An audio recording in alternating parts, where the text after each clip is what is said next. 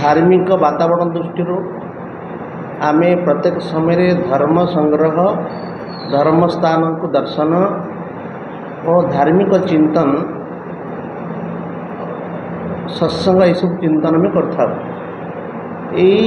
विचार दृष्टि श्रावण मासरे आम अमरनाथ यात्रा करूँ। जो अमरनाथ बरफर लिंग बोली आम कहते से बाल अमरनाथ से काश्मीर घाटी रे आउ गोटे जगह अच्छी बुढ़ा अमरनाथ। यही अमरनाथ अमरत्व प्रदान करिथाए। अमरनाथ दर्शन पर लोक पाखरे धार्मिक चेतना धार्मिक विचार मंथन उद्धृत होगा सहित तपस्थान दर्शन पर मनुष्य पाखरे धैर्य शौर्य और भक्तिर मार्ग आसी जाए। से दृष्टिकोण प्रति वर्ष जो अमरनाथ यात्रा आमर अच्छी ये अमरनाथ यात्रा आम विभिन्न प्रकार व्यवस्था करूँ किंतु आम सरकार को अनुरोध कलापर सरकार आम किसी व्यवस्था करिसेंती। प्रति वर्ष यात्रा विश्व हिंदू परिषद बजरंग दल को संपूर्ण दायित्व दिए। सुरक्षा बजरंग दल दायित्व होची सुरक्षा दायित्व अच्छी तेणु बजरंग दल जो सुरक्षा दायित्व निए से संपूर्ण भाव आर मार्ग तैयारी करने सहित आर कार्यक्रम से तैयारी करथाए। से दृष्टिकोण आम ओडिशा प्रांतर जी कि संयोजक दायित्व अच्छा राजीव खाड़ंगा से आम पाखे अच्छा से यात्रार विशेष विवरणी आमको देवे आम कहवा से तार विवरणी प्रदान करेंगे।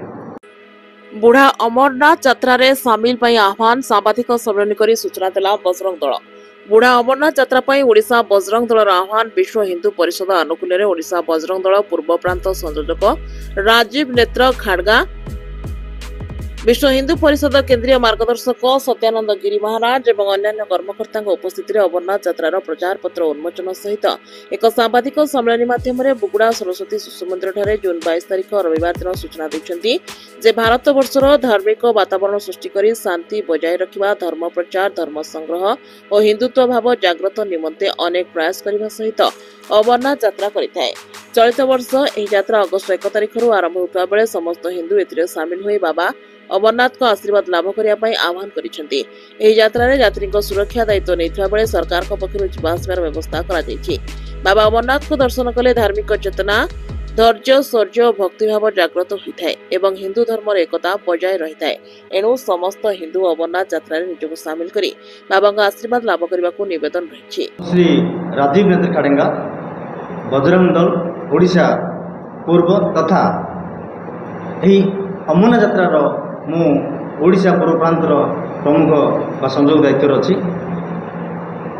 आज सांबादिक सम्मेलन डाकिबार कारण ये सम्मेलन द्वारा आमे गंजाम जिला तथा बुगुड़ा नगर एवं बुगुड़ा ब्लॉक समस्त समर्पित कार्यकर्ता हिंदू समाज को आह्वान करुचु जे बजरंग दल ओडिशा तरफ अमरनाथ यात्रा बुढ़ा अमरनाथ यात्रा आमे आरंभ करुचु जोटा कि आमको जम्मू रे अगस्ट 1 तारिख पहुँचा पड़ो आमको जुलाई 29 बाहर पड़ो गंजाम।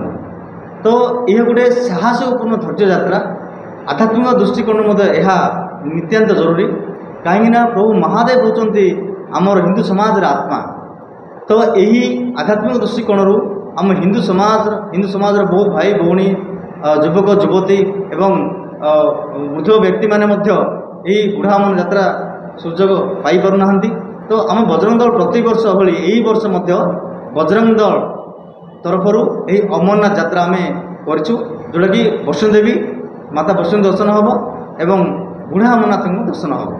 गंजाम कालीचरण मिश्र रिपोर्ट जागृति लाइव मीडिया।